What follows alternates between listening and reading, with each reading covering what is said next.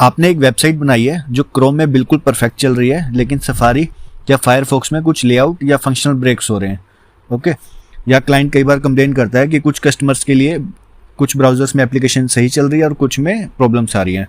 तो इन इश्यूज को हम बोलते हैं ब्राउजर कंपैटिबिलिटी इश्यूज।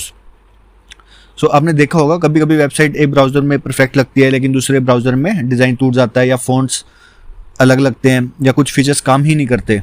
तो ये होता है because her browser HTML, CSS और जावास्क्रिप्ट को थोड़ा अलग तरीके से इंटरप्रेट करता है।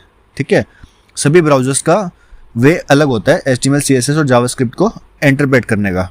ओके, तो इसको हम कैसे फिक्स करें? तो सबसे पहले हमें क्रॉस ब्राउज़र टेस्टिंग करनी चाहिए। तो जब भी हम कोई फंक्शनैलिटी बनाते हैं उनको हर ब्राउज़र पे टेस्ट करो, जैसे कि क्रोम में, फायरफॉक्स में, सफारी में, एज में। सो कुछ टूल्स आते हैं जैसे कि ब्राउज़र स्टैक या लैम्बडा स्टैक, इनका हम यूज़ कर सकते हैं क्रॉस ब्राउज़र टेस्टिंग के लिए।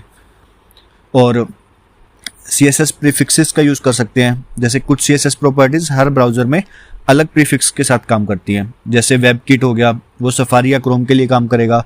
एमओजी हो गया, वो फायरफॉक्स के लिए काम करेगा। इसलिए हमें ऑटो प्रीफिक्सर टूल्स का यूज़ करना चाहिए ताकि हमें मैनुअली सब ब्राउज़र्स के लिए कोड ना लिखना पड़े।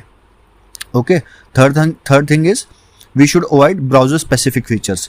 अगर कोई फीचर सिर्फ एक ब्राउज़र सपोर्ट करता है तो ट्राई करो कि उसका अल्टरनेटिव यूज़ करो, जो सब ब्राउज़र में कॉमन हम फंक्शंस बनाएं जो सभी ब्राउज़र्स में काम करें। ठीक है, ब्राउज़र स्पेसिफिक फीचर नहीं होना चाहिए। Now fourth thing is we should use polyfills. अगर आप मॉडर्न जावास्क्रिप्ट फीचर्स यूज़ कर रहे हो जैसे प्रोमिसेस, फैच, ओके, तो पुराने ब्राउज़र्स के लिए हमें पॉलीफिल्स लगाना ज़रूरी है।